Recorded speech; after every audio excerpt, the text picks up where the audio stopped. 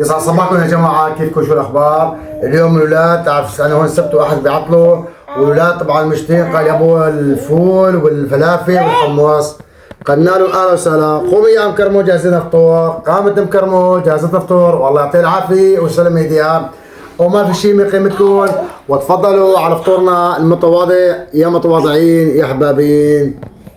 حاولوا يا جماعة، حاولوا، هي هيك الأكل يا بلا. حاولوا يا جماعة، وهلا بدنا ندوق ونسمي بسم الله وسلم. وشوفوا لي نزيد على الفرن، على السوق زدنا على الفرن، جبنا خبز صاج.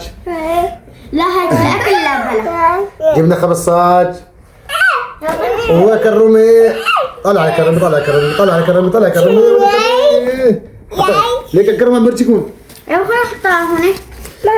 يلا برجيهم الكرمة، مرجيهم. قالوا ليك قالوا حاولوا. يلا بس يلا يا جماعة. طبعا الفطور شي بشهي.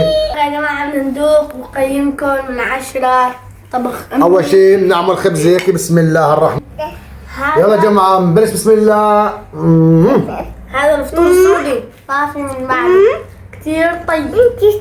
بسم الله الرحمن الرحيم. يا عين. مجال اوه ماشي قلب.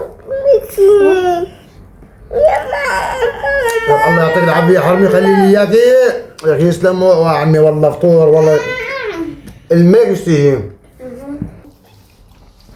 طبعا يا جماعة على كل شغل إدنا، طبعا الشغل ديالتنا وسلم ايديها يا رب يعطيها العافية. واليوم كرموا بالله بيضتها. طبعا احنا كل اسبوع بيعطوا الولاد طبعا بيسووا الفطور هذا. تمام، كل كتير وباي باي. يلا لا تنسوا تعملوا بلايك واشتراك وفعل الجرس. يلا قولوا باي، قولوا باي، حطوا ايد. بس